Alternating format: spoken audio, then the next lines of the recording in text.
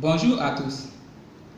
Quand on parle de risque professionnel, on parle de deux choses, l'accident du travail et la maladie professionnelle. Dans la précédente vidéo, nous avons vu ce qu'est l'accident du travail. Je vous invite à la suivre si ce n'est encore fait. Et justement, dans les commentaires de cette vidéo, il y a William qui nous suggérait de parler de la maladie professionnelle. Eh bien, nous y sommes. Aujourd'hui, nous nous intéressons à la notion de maladie professionnelle. Mais avant, n'oubliez pas de vous abonner à la chaîne pour ne rien rater désormais. Selon une étude du Bureau international du travail, les maladies professionnelles causent 1,7 million de décès par an dans le monde et on enregistre 160 millions de nouveaux cas chaque année. Mais qu'est-ce qu'on entend par maladie professionnelle? On appelle maladie professionnelle l'altération de l'état de santé d'un travailleur due à une exposition habituelle à un facteur de risque physique, chimique ou biologique présent dans son milieu de travail. La maladie professionnelle est donc une détérioration progressive de la santé causée par des éléments nocifs de l'environnement de travail ou par des conditions de travail inappropriées. Il peut s'agir par exemple de substances toxiques, des postures contraignantes ou des mouvements répétés du travailleur dans l'exécution de ses tâches. Nous venons ainsi de définir la maladie professionnelle. Parlons à présent de ses critères de reconnaissance. Pour qu'une maladie soit reconnue comme professionnelle, il faudra réunir un certain nombre d'éléments.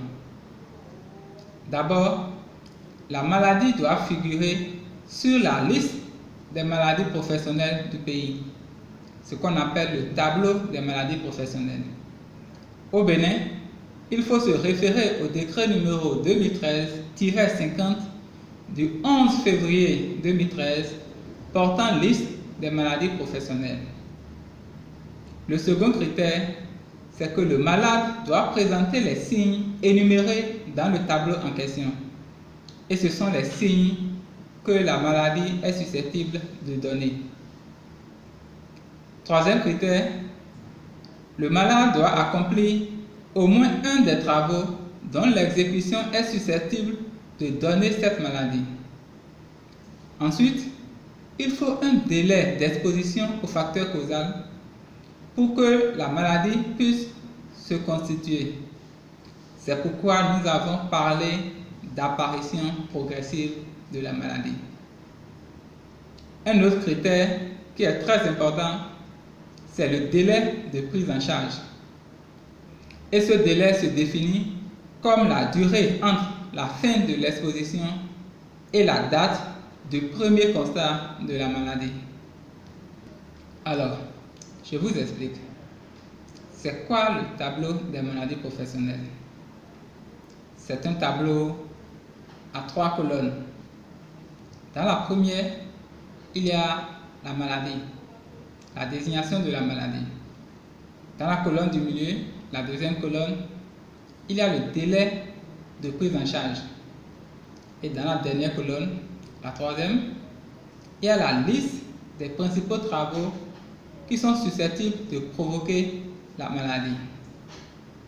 Prenons l'exemple du tableau 41. Si on se réfère au décret numéro 2013-50 du 11 février 2013 portant liste des maladies professionnelles en République du Bénin. Donc le titre du tableau, c'est les affections oculaires dues au rayonnement. Donc la maladie dont il s'agit, c'est la cataracte. Le délai de prise en charge, 15 jours, et la liste des principaux travaux susceptibles de provoquer la maladie, c'est des travaux exposant habituellement au rayonnement thermique de verre ou de métal porté à incandescence. Voilà l'essentiel de ce que nous avons prévu partager avec vous sur la maladie professionnelle.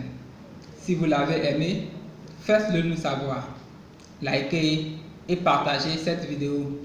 N'oubliez pas aussi de nous laisser un commentaire pour nous donner votre avis sur la question. Alors, on se dit à très bientôt pour une nouvelle vidéo.